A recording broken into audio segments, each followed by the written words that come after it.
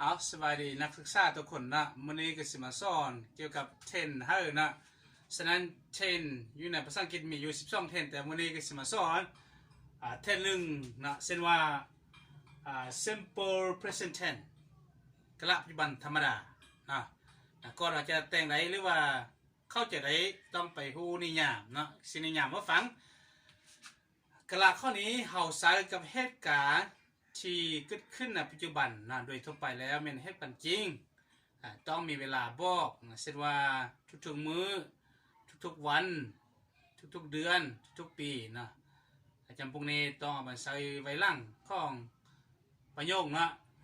แต่ก่อนเขาจะแต่งไรต้องมาอิงใส่สูตรตัวนี้นะมี subject มี verb มี o มี c นะ o นั้นได้มาจากไสและ c ได้มาจากไสนะอยู่ในสูตร12เทนอยู่ในปื้มกรามาทุกๆหัวนะพวกเจ้าจะฮู้หรือว่าจะฮู้เกี่ยวกับ o ตัวเดียวบ่ฮู้ c c ได้มาจากไส c ก็ได้มาจากตัวนี้นะ complement complement ได้มาจากภาคส่วนไหน complement ก็ได้มาจากคำนาม adjective เรียกว่าคำคุณนาม verb เรียก to บวก verb นะมาจาก what where how บวก to บวก verb นั่นเองนะจะพวกภาคส่วนคำเว้าตัวนี้จะทำหน้าที่เป็น complement เป็นส่วนสมบูรณ์ของประโยคนะและ object pronoun ได้มาจากส่วนไหนก็ได้มาจากส่วนนี้นะมี me you us them him her it ได้จากค่อยเจ้าพวกเขาพวกเขาเหล่าผู้ชายเหล่าผู้หญิงเลยมันนะจะพวกนี้เขาเรียกว่า object pronoun เอาละสิมายกตัวอย่างนะอยู่ใน4ข้อนะ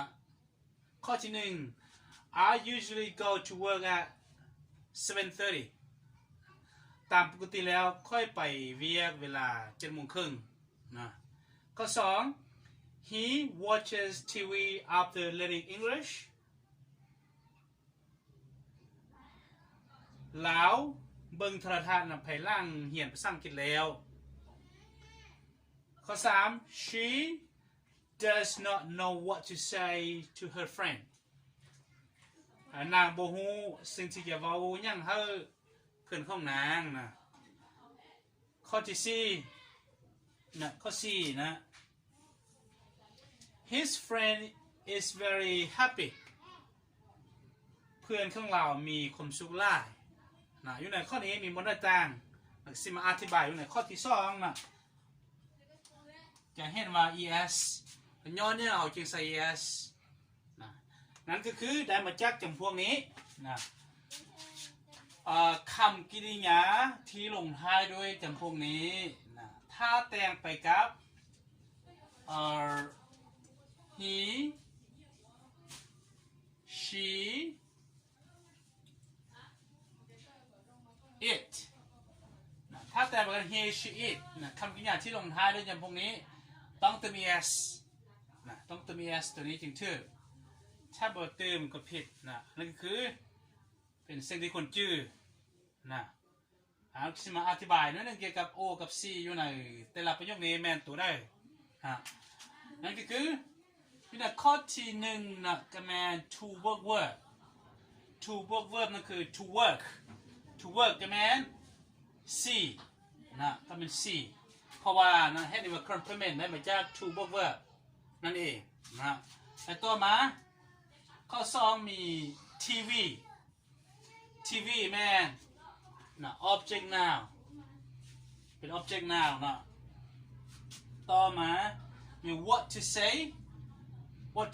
เป็น complement นะเนี่ยเห็นบอก what บวก to บวก verb นั่นคือ what บวก to บวก verb เป็น say what to say ต่อมาข้อสุดท้ายข้อ4ไม่ได้มาจากส่วนใดตัวใดนะนั่นก็คือเป็น happy ก็ได้มาจาก adjective มันตัวนี้เนาะนั่นเองต้องจื้อเมื่อเวลาคุณน้องจะหรือว่าผู้ที่สนใจแต่งภาษาอังกฤษให้ถูกต้องอยู่ในกระดาษข้อนี้ต้องจื้อ สิ่งที่ข้าพเจ้าซ่อนไปนี้นะคิดว่าอาจจะได้ช่วยได้พวกเจ้าหรือว่าพวกน้องพวกน้อยก็หลายนะต้องเอาไปใช้เบิ่งเอามื้อนี้ก็สิซ่อนสัมเพนะงั้นจะเจอกันใหม่ในโอกาสหน้าเอาสบายดี